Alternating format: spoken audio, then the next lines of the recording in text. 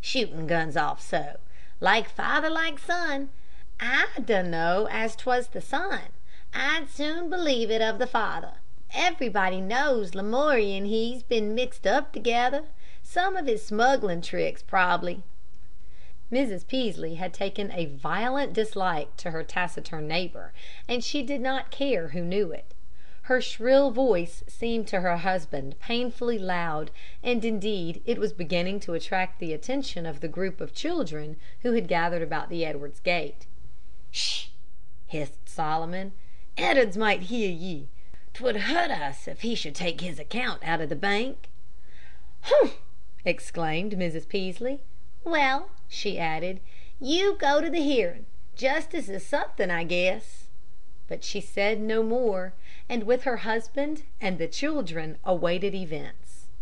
A silent group in the silent street before the silent house. The children's eyes grew bigger and bigger with excitement. Was not Jimmy Edwards going to be arrested for murder? The horrid whisper ran. One small boy, beginning to whimper, asked if Jimmy was going to be hung. The occasion was solemn, even to the older eyes of Mr. Peaslee. "S'posin' it was me," he said to himself. Presently Mr. Edwards, Jim, and the constable emerged from the house. Jim looked white and frightened, but was bravely trying to bear himself like a man. Mr. Edwards, his long, shaven upper lip stiff as a board, looked stern and uncompromising. Barton was as big and good humored as ever. He turned upon the little boys and girls, and waving his arm, cried, "Scat!" They fell back about 10 feet. Thus the procession formed, Barton and Jim, then Mr. Edwards, and, at a barely respectful distance, the crowd of youngsters. Mr. Peaslee, much moved, but trying hard not to show it, thrust his rake under the veranda with a great show of care, and joined Mr. Edwards, much to that gentleman's surprise. Solomon's heart was throbbing with a great resolution. "I always aimed to be neighborly," said he, nervously lowering his voice, for he was conscious of his wife, still standing on the veranda. "Thought I'd just step along too. I cal'late maybe you'd like some company on his bail bond." And he jerked his thumb toward Jim. It was out. He was committed, and Solomon heaved a great sigh, he knew not whether of relief or dismay. There was not indeed any risk in signing with Edwards, who was good for any bail that the justice was likely to require. But what would Mrs. Peaslee say if she knew? He glanced apprehensively toward the house. His wife had gone in, but evil omen! There, sitting on the fence post, was the Calico Cat. She was placidly washing her face, and as her paw twinkled past the big black spot round her right eye, she appeared, at that distance, to be greeting him with a derisive wink. Mr. Edwards, although his mouth shut tighter than ever at the mention of bail, was surprised and touched. "Thank you," he said. "It's kind of you to think of it." In the village, Sam ushered them into the musty office of Squire Tucker, justice of the peace. The squire was a large, fat man, clothed in rusty black, with a carelessly knotted string tie pendant beneath a rumpled turn-down collar. He had a smooth-shaven, fat face, lighted by shrewd and kindly eyes, which gleamed at you now through, now over, his glasses. When the party entered he was writing, and merely looked up under his big eyebrows, long enough to wave them all to chairs. Jim sat down with the constable behind him, and his father at his left, and studied the man in whose hands he thought that his fate rested. He watched the squire's pen go from paper to ink, ink to paper, and listened to its scratch, scratch, scratch, and to the buzz of a big fly against the dirty window pane. Ashamed to look at any one, he looked at the lawyer's big inkwell, a great circular affair of mottled brown wood. It had several openings, each one with its own little cork attached with a short string to the side of the stand. He had never seen one like it before. Then some one entered the room. Jim, looking sidewise, recognized Jake Hibbard, and began covertly to study his face. He knew that this flabby-faced, dirty man, with the little screwed-up eyes and the big screwed-up mouth, stained brown at the corners with tobacco, was Pete Lamoury's lawyer. Familiar for many years to his contemptuous young eyes, Jake now looked sinister and dangerous. What were these men going to do to him? Amid his fluttering emotions and rushing thoughts, one thing only stood fixed and clear. He would not tell on his father. Some day, when all trouble was past, he would let his father know that he knew all the time. Then he guessed his father would be sorry and ashamed. Now, since his father would not take him into his confidence, he would pretend he did the shooting.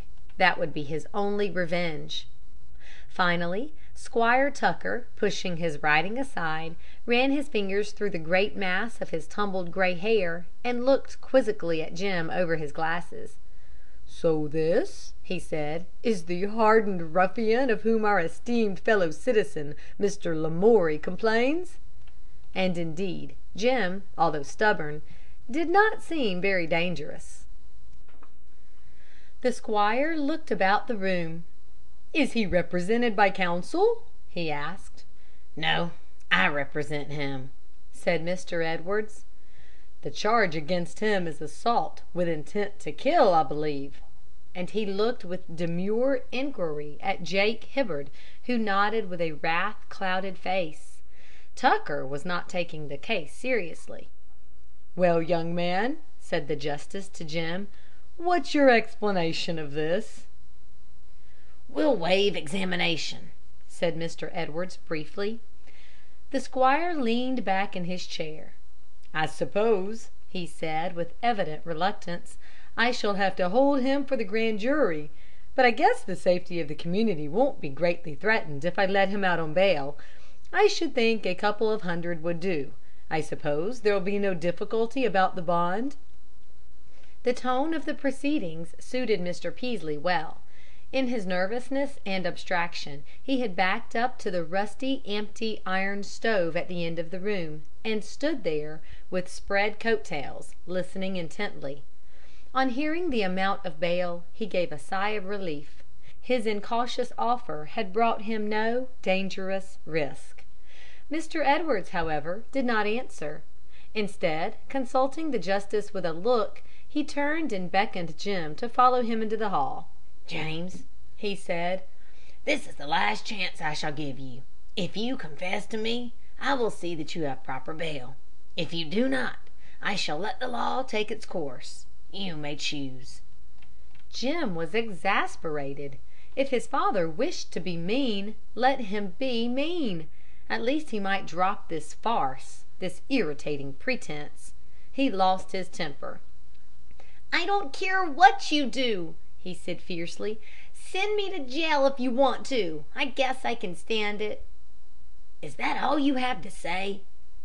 Jim replied with a rebellious glance. "Very well," said his father. "Then we will go back." Once in the room, he stepped to the squire's desk and talked with him in low tones. Then the justice turned to Jim again, a new gravity in his jolly face. "Your father," he said, "refuses to go on your bond. Have you any sureties of your own to offer?" "No, sir," said Jim. Mr. Peaslee was outraged. What kind of father was this? He half started forward to offer to be one of the two sureties which the law required, but no, he dare not. The second surety might prove to be any sort of worthless fellow. But Jim in jail? He had not for a moment dreamed of that. He was very indignant with Mr. Edwards. Meanwhile, Jake Hibbard was studying Mr. Edwards's face with puzzled attention.